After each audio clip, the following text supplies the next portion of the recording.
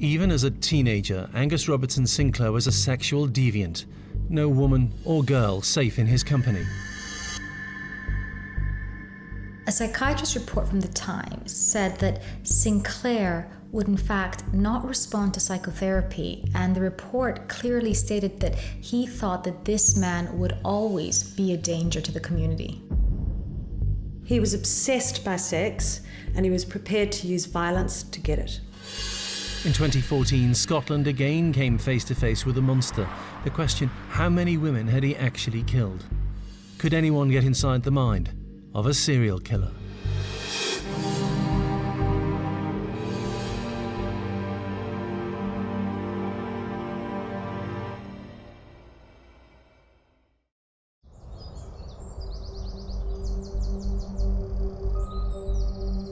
The sun sets as a man drives a woman from the city.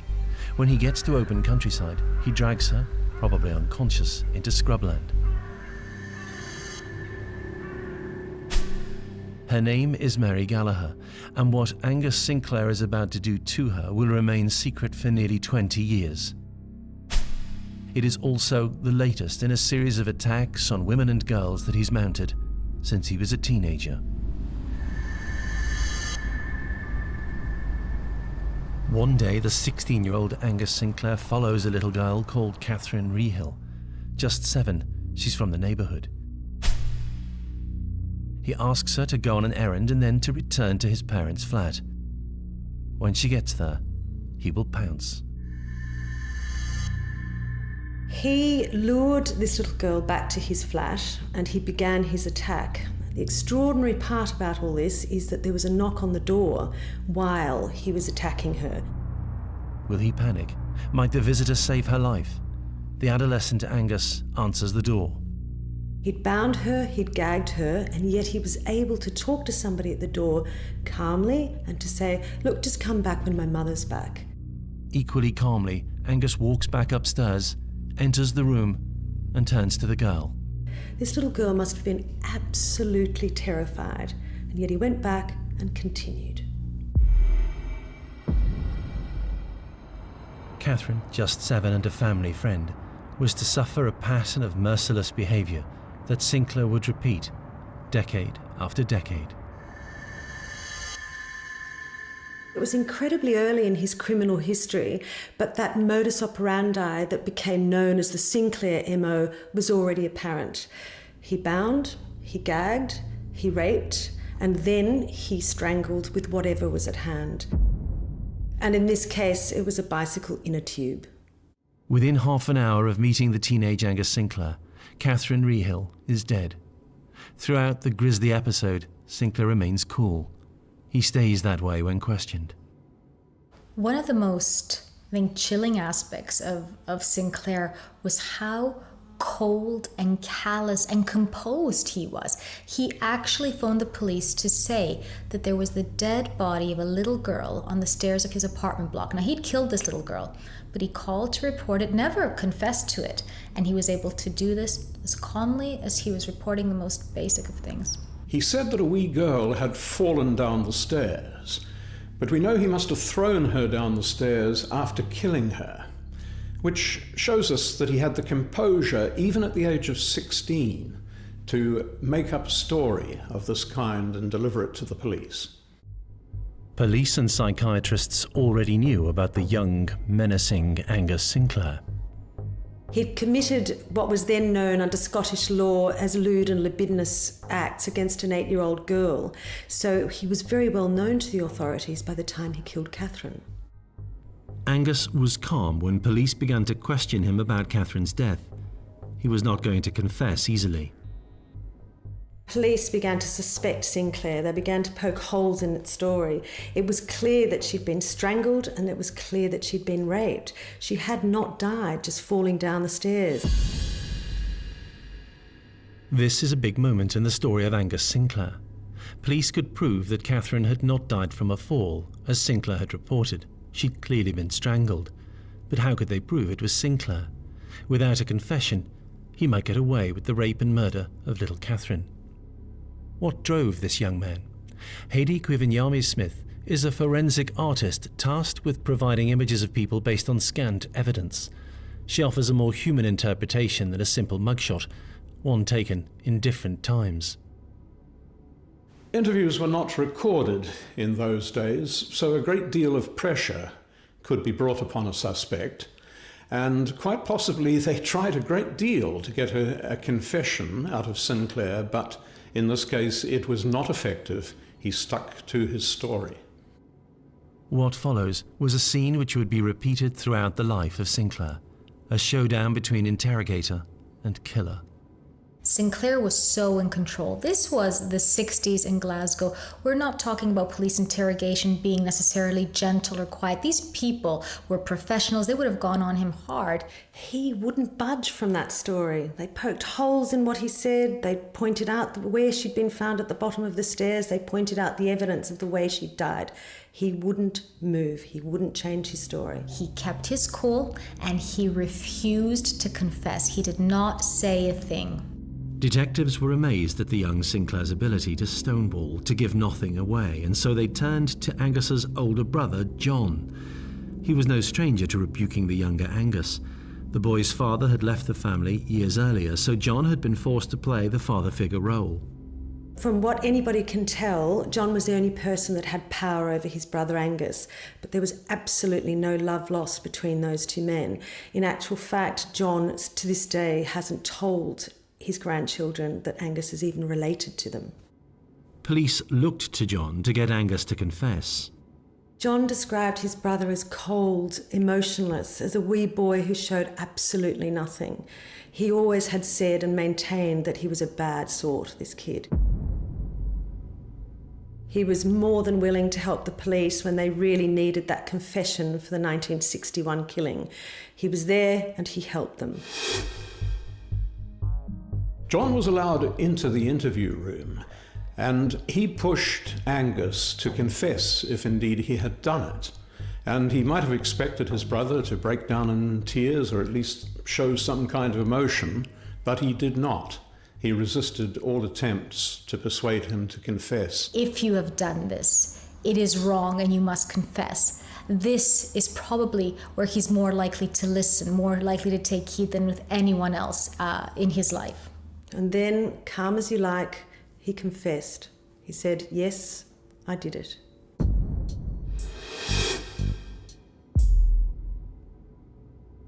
So he had finally confessed, under pressure from his brother, to do the right thing. But could the teenage sex attacker and murderer ever really change? Would any female ever be safe in his company?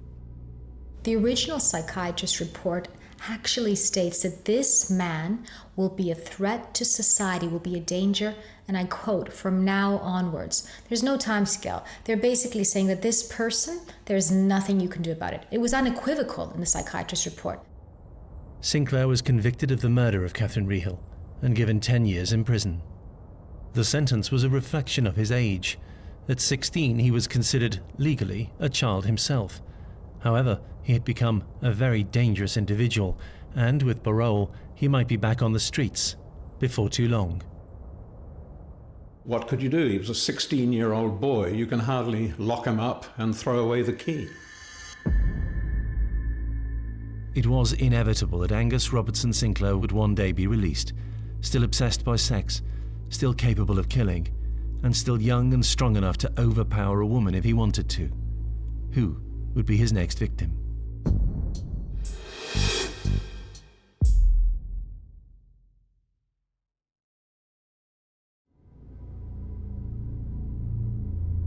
In 1967, 6 years after being sent to prison and aged 22, Angus Sinclair was released. Was there any suggestion that he'd somehow reformed? There was an attempt to rehabilitate him. The prison services actually trained him. They gave him a trade in painting and decorating so that perhaps when he came out of prison, he would have, be able to try and create a new life. Sinclair would eventually find work as a painter. For now, the late 60s in Glasgow, he seemed to be leading an ordinary life. He actually married a young trainee nurse called Sarah Hamilton. They had a baby, they settled down, and he became great friends with his brother-in-law, Gordon Hamilton. Between 1970 and 1977, Sinclair seemed to have stopped offending. His work record was good. By the mid-70s, he seemed a reformed character. Friends described him as personable. His drinking buddy and brother-in-law was often seen by his side. On a chilly October evening, Angus Sinclair and his brother-in-law Gordon Hamilton head for Edinburgh, about an hour from Glasgow. Sinclair had been out of prison by now for 7 years. He was living the life of a family man. However, as two young girls were about to discover, he was anything but reformed. So this is a guy who would walk into a pub looking like just anybody else, a normal guy. After work, you'd sit down, you'd have a drink with. There were no clues following that professionals around him felt this was someone that was, in effect, incurable. In the days before selfies, youngsters used photo booths to capture moments. Nobody knows where in Edinburgh Christine Eady and Helen Scott had this picture taken, but it became an iconic image. Girls excited to be out, their lives ahead of them. In a rare move, a judge in Scotland hearing the case against Sinclair in 2014 allowed cameras to record his summary as he described Christine and Helen's night out. There was no reason for Christine Eady or Helen Ann Scott to think that 15th October 1977 was going to be particularly eventful. To all intents and purposes, they would have a pleasant Saturday night out, the sort of occasion they would look forward to for many years to come with friends and family, including perhaps children and grandchildren. Helen, shy and retiring, and Christine, more outgoing, had not long left school and started work, no doubt harbouring ambitions of moving on to greater things. It was not made clear in the evidence how Christine saw her future, but we know that Helen wanted to be a children's nurse. The girls may have harboured grown-up ambitions and felt confident enough to go to a bar, but they had no idea what or who was out there on a dark October night when they may have appeared much older than they were. Christine and Helen were teenagers who wanted, like every other teenager, to feel grown up. Don't forget, they're at that balance between child and adult, and it's very, very exciting to act like an adult. So they would have walked into that pub thinking, my goodness, so this is what it's like. This is what it's like to kind of, feel grown up and go out with your friends and be a bit sophisticated and have a night out. They were children, really. They'd made themselves up, got dressed up, and they went out on the town looking for excitement, looking for fun. But the truth is they were defenceless. I think the irony would have been that these girls felt in control, but actually the variables around them which were putting them in danger would have been things they would have never in a million years considered. Sinclair and his brother-in-law were in the same pub as Catherine and Helen that evening. Sinclair and Hamilton latched onto the girls straight away. The girls were out partying, they had a group of friends around them at the pub, they were having fun and they were planning to go out for dinner afterwards. But the men talked them into staying, and so they stayed on in the bar. When Sinclair would have seen them, he would have invariably clocked the fact that they were very young, therefore vulnerable. He would have clocked the fact that they were trying to seem more sophisticated and older, therefore probably more open to speaking to someone who was giving them attention, who seemed like an older person. That would have worked to his benefit. And I think in general, it probably would have appealed to that very sadistic, controlling aspect of his behavior, the idea that these are people I can subjugate and control very easily. Whatever dreams they had, they turned into nightmares shortly after they left the World's End pub. Little were they to know that they had the misfortune to be in the company of two men for whom the words evil and monster seem inadequate. It's horrific thinking about the level of torture and violence that these young girls endured, and how different their night started to where it ended up. It started full of hope, almost full of mischief, thinking, we're doing something that maybe we shouldn't. We're going to a pub and we're a couple of years younger, and our parents said we couldn't, but we could, and then this whole shift to darkness and that realization of having absolutely no control and being in the grasp of somebody who was actually enjoying their fear, who was enjoying their pain. It's a horrible thing to even contemplate. To this day, nobody knows exactly what happened to Christine and Helen. Had they been laughing and joking right up to the moment that they realized things were not what they seemed? So the moment you are confronted with something that's in complete opposite to what you expected, it's a complete shock. And that's where the fear must have genuinely set in. That's where the horror and the terror for these girls, because not only were they experiencing this terrible violence, but I think at the same time, it would have been such a shock to them. It would have been outside their repertoire of what this night would have looked like. At some point, those poor girls must have known that their lives were in danger. This was something that had never entered their consciousness. So you're not only dealing with the horror and the terror and the physicality of what's going on, but psychologically, it must have almost felt unreal what was happening to them. They were never seen alive again.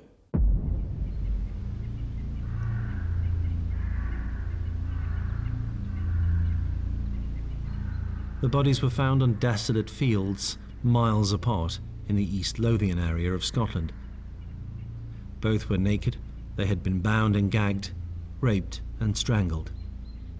What was clear was the brutality that the girls had experienced. Serial killers are often motivated by extreme sexual fantasies, often involving power. They enjoy the power to make their victim suffer. And some of them, including Sinclair, like close contact, to actually hold the victim, perhaps look into their eyes as they take their last breath. The girls were subjected to an ordeal beyond comprehension and then left like carrion, exposed for all to see with no dignity, even in death. Police were to consider 500 suspects over the following 6 months before, absent any significant progress, they scaled down the search for the girls' killers.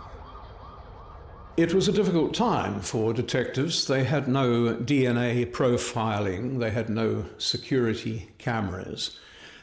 Fingerprints were a possibility, but there were none on the clothes that were discarded.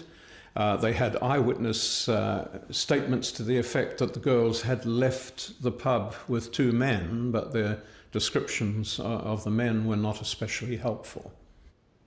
The coat worn by Helen and Christine's jumpsuit were left abandoned along with other items of their clothing at the murder scenes. Detectives hoped that science would one day find a way of revealing the killers' identities.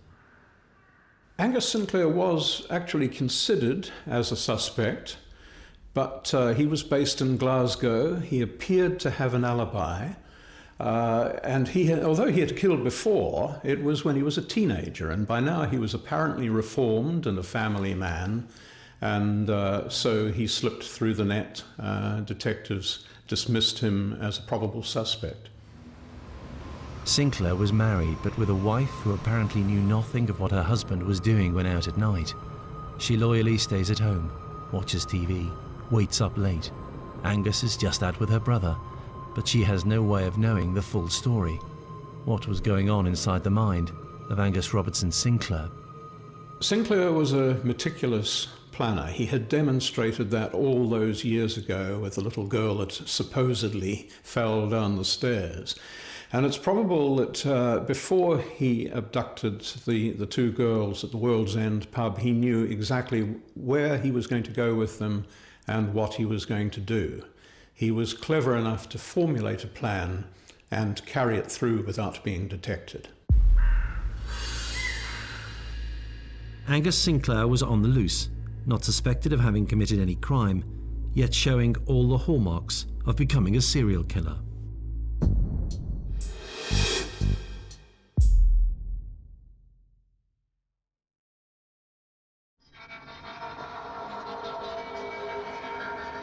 What did the authorities know of Angus Sinclair's background? He was born in 1945 Glasgow. He was the youngest of 3 siblings brought up by their mother, their father having left. His brother John has said that nobody could control the boy. John actually described Angus as not being this way because he fell in with bad company, but rather that he was the bad company. He was the person you wouldn't want your kids to hang out with. He was the one that had it in him to be bad. By the time he had reached his teens, the young Angus Sinclair had stolen from the offertory box of his local Catholic church. He had broken into houses. He had become involved in a range of petty crimes, which meant that he was well known to the local police. Nothing was off limits to Sinclair. He stole from the Catholic Church with not an iota of conscience, just as he had no remorse with the killing of the little girl all of those years ago. And this was the man that the police knew all about, but who the system allowed to be free. 1977, the year Christine and Helen were killed, saw a series of other horrific murders of women. The first victim was a 37-year-old woman called Frances Barker from Glasgow.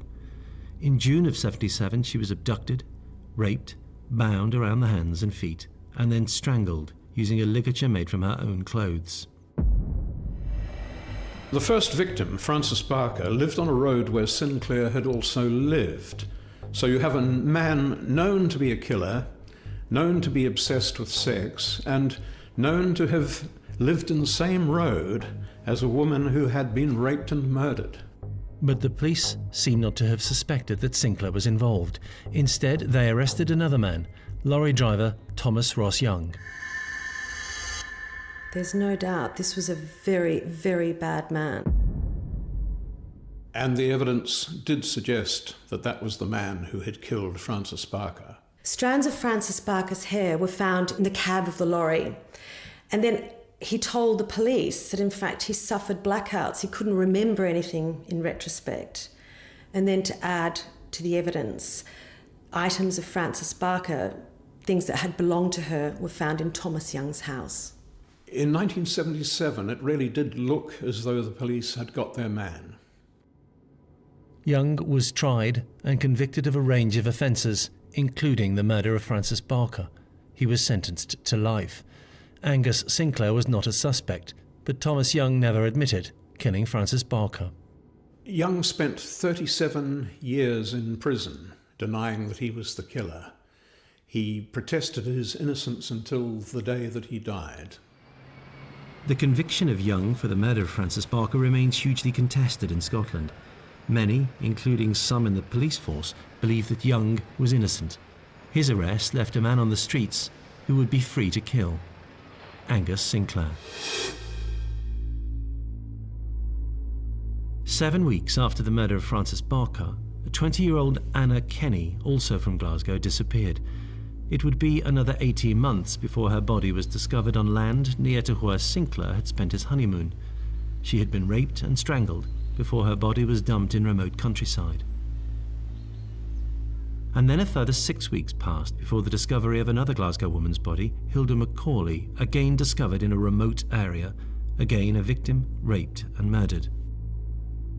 The next attacks and murders of women took place in October of 1977, the World's End murders of Christine and Helen, but they were not to be the last brutally killed that year. Agnes Cooney, a 23-year-old nurse from Glasgow, was killed in December. Looking back, it seems inconceivable that this series of attacks and rapes would not be linked, but they were not, and Sinclair was not considered a suspect for any of them. Angus Sinclair had raped and killed a young girl, been described as beyond treatment and sex-obsessed, and was living in Glasgow and working both there and in Edinburgh. In 1 year, 6 women had been attacked, raped and murdered in the Glasgow and Edinburgh areas. Yet Sinclair was not under suspicion for the deaths, and seemed to have an alibi for at least 2 murders. His behaviour throughout the year gave no cause for suspicion. At this point in his life, Sinclair actually goes completely under the radar. He ticks all the boxes of a normal guy. He's got a job that he's holding down. He'd learned how to be a painter and decorator in prison, so he kind of takes on that job. He plays sports with his friends. It's actually quite a popular guy. You know, it's the kind of person you want to hang out with. A lot of his contemporaries said he's married. He's absolutely the guy next door. But Sinclair was the guy next door who was also the man of your worst nightmares. It was now 1978, a year he began a series of sex attacks. At least 10 children were attacked over a period of 4 years, abducted or raped, all of them left totally traumatized.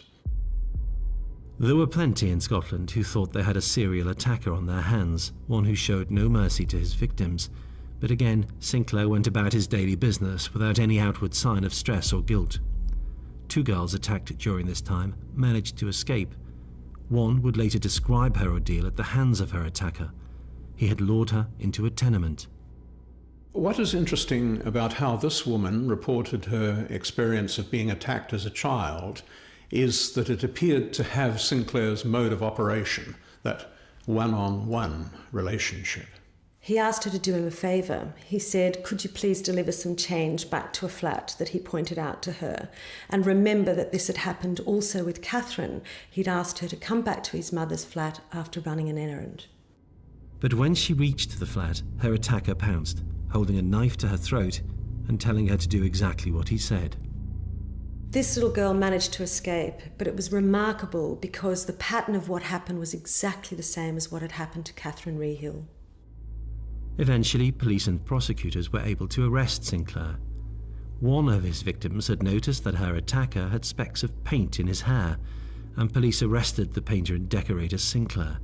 They built a case against him which would see him sent to prison for life for 3 rape offences and 7 of indecent assault.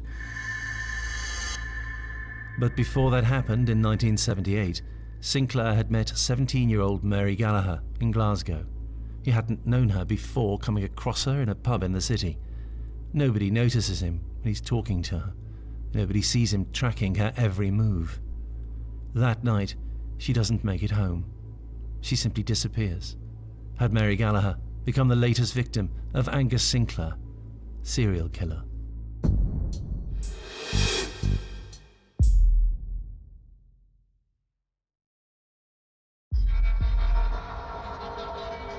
(1982), and Angus Sinclair is imprisoned for rape and the sexual abuse of 11 children. It was unlikely this already convicted killer would ever be released, but some in the Scottish police believed that he was guilty of a lot more than he'd been convicted for. Some were beginning to suspect he was responsible for the 1977 murder of at least 5 women. There was a pattern to these attacks. They all involved women who'd gone to the pub and were going for a drink. They always involved a man who must have known Glasgow and Edinburgh. They involved bodies that had been found bound and gagged, and the bodies were dumped and found in very remote areas. It happened over 18 months. That's not very long. It seems extraordinary to think that nobody thought to link these things together. The key moment in the case against Sinclair was to take place when he volunteered to join other prisoners in giving his DNA to police as part of a project to compile a British national database. Science has been extraordinarily important. It's found the key to unravelling what happened inside Angus Sinclair's mind. The last victim in the series of murders of women which had taken place in the late 70s was Mary Gallagher. Mary Gallagher is this sweet 17-year-old, comes from a really loving family, very confident, interestingly enough, probably because she came from such a loving environment where people were kind and nice. Her threat level, her idea about threat would have been really minimal. She didn't have any reason to believe that the world was anything other than a perfectly safe place. So on that fateful day when Mary decides to take a shortcut, she would never have dreamt what was waiting for her. Her killer had snatched her. She was violently raped, and then her throat was cut. Experts believed that she died seconds later. Her body was dumped in remote countryside. It seems that the killer subdued her with a ligature before he carried on the attack. The nature of the attack on Mary suggests something about the mind of the killer. He does not threaten her with a gun, but uses a knife, so that he is actually holding her in close contact with her. And the violence with which he raped her suggests a man with a need for total control. What we think happened is that as Mary walked, she was attacked. She was probably hit quite hard on the face, given the evidence. She was raped, and then she was strangled using her own trousers, which suggests that this attack went on. It was sustained. It also suggests it was very violent, and that there's a level of sadism involved here. This young girl set out to visit a friend, and she was confronted with the horror and the violence that was Sinclair. And again, we're reminded of that original psychiatrist report that said that he would be dangerous, in effect, for the foreseeable future. Mary Gallagher was killed in November 1978, a year since the World's End killings. By the time Sinclair was sentenced to the sex attacks on children in 1982, nobody had ever been charged with her murder. In the 80s, Sinclair had given a DNA sample. Meanwhile, police had kept a range of evidence from the death of Mary Gallagher. By the late 90s, sampling techniques had advanced sufficiently to recover a DNA profile from a hair kept from Mary's body. It matched that of Angus Sinclair. Detectives confronted him with their evidence. Sinclair is confronted by the police, who now have evidence, clear DNA evidence, that he was at the scene, and he loses it. He literally buckles at the knees, has to sit down. He's in complete shock. And the police says, great, the policeman is quoted as saying, okay, I thought, that's it, I have him. It's DNA, he was there. And he still refuses to say he was part of this crime. Not only does he refuse to say it at that point, but even when he's pressed, even for years afterwards, he refuses to tell the family that he was a part of it, what happened, thus not allowing them the closure that they deserve. Even with this huge amount of evidence, he still wants to be in control. This is still his game plan. I'm going to say I didn't do it. And don't forget, all those years ago, the only person that managed to get him to confront what he did was his brother. Again, the police leaned on him. They really tried to go hard to get him to confess. He never moved. He never twitched. And even in the face of DNA evidence 20 years later, this is not about taking any sense of accountability. This is not about anything other than this man wanting to gain sexual violent gratification and not caring about the effect that it had on anyone. By refusing to admit his guilt, Sinclair ensured that Mary's family would go through the ordeal of a court case with all of the horrific facts of her final hours being recounted to a jury, who, mercifully for Mary's family, took little time in finding him guilty. Having faced the courts as a teenage boy, a minor in the eyes of the law, he was, 40 years later, convicted of murder.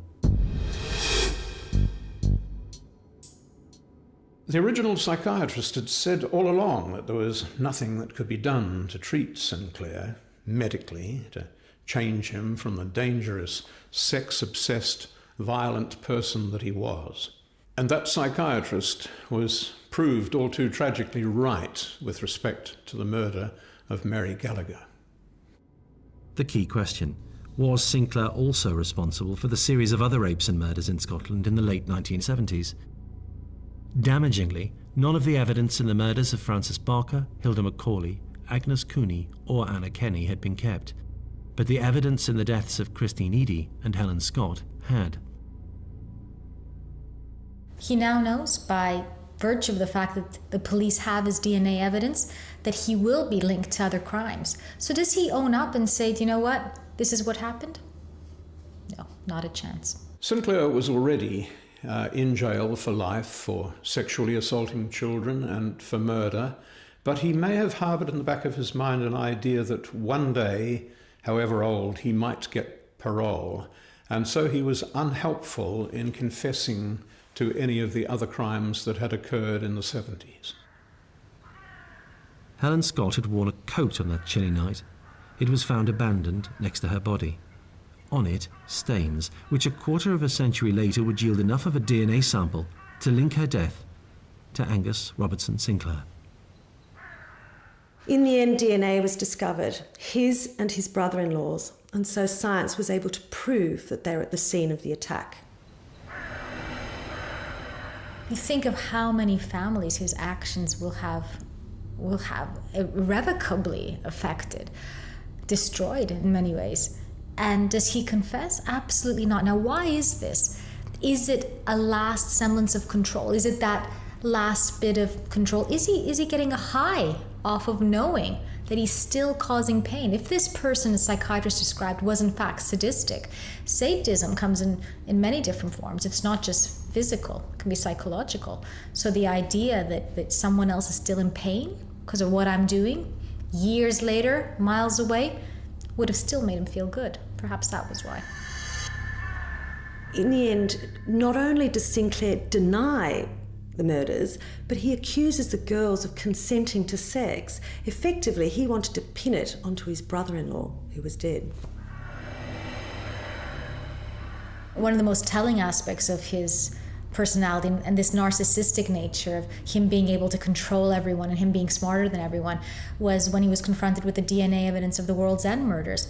And he said, the evidence was there because I had sex with both of them that night. Clearly, I didn't do anything else. Sinclair was charged, but what happened next was to cause great controversy. The new DNA evidence was not offered to the court, which, without it, dismissed the case. Sinclair was returned to prison to complete his other sentences. It took a change in the local Scottish law to allow suspects to be tried a second time for the same offence, scrapping the so-called double jeopardy defence to convict Sinclair. New DNA advances meant that even more of Sinclair's DNA and samples of his skin were found on the clothes of the murdered girls. But back in court, he again refused to confess. In all this time, with all the pressure from detectives and police and the media, this man has never confessed. In fact, the only time that someone has an effect on him is when his brother sat him down and said, "You've got to say what you did all those years ago to that little girl." After that, there was no sense of conscience. There was no sense of empathy, of anything. And that's what the trial judge picks up on. And when he sentences him, he says precisely that this person was psychopathic, that he had no empathy, no conscience. And that's what made him a serial killer. Now an old man, Sinclair stood impassively as the jury delivered its verdict. Guilty. Sinclair's notoriety is perhaps why the judge decided his summary of what had happened to Helen and Christine should be filmed as he passed sentence. The nightmare for the families and friends, on the other hand, has gone on from those first awful moments when they heard the news no one should hear, until even now, 37 years later and counting. It will never end.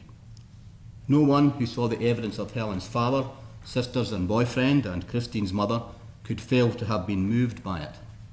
They are an example to us all, waiting patiently for justice while the authorities have worked tirelessly to achieve it. As for you, you have displayed not 1 ounce of remorse for these terrible deeds. The evidence in this case, as well as your record, details of which have now been revealed, shows that you are a dangerous predator who is capable of sinking to the depths of depravity. I do not intend to waste many words on you. You are well aware that the only sentence I can pass is one of life imprisonment. The judge went on to ensure that the 70-year-old Sinclair will never be released by ordering that parole cannot be considered for 37 years. Unless one day your conscience, if you have one, motivates you to tell the truth, no one other than you will ever know precisely what part you and Gordon Hamilton played in these awful events. But what of the other murders? Will Sinclair ever be brought before the justice system to face trial for their deaths? The women were killed in exactly the same way as Christine, Mary and Helen, the murders for which Angus Sinclair is now serving a life sentence. But there are plenty who believe that he should answer questions about at least 3 other deaths. And you have to think, again, his belief about himself, being able to orchestrate all this, and his need to stay in control, overriding anyone else's need. The parents need to know what happened, the needs of the families to come to terms with this, the needs of the police to close these cases, anyone else around him. None of that. He had a very psychopathic, narcissistic personality and was never going to think about anyone else's needs in any of this. It was all about him.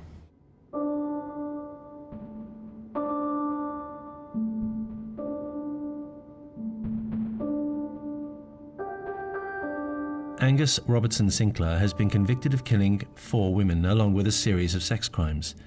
The murders of 4 more women, killed almost exactly the same way as Sinclair's victims, remain unsolved. One case of rape and murder, which had been thought solved, is under review. Justice is at times slow, but for some of the women murdered in Scotland in the late 70s, justice has arrived, with the sentence facing Angus Robertson Sinclair.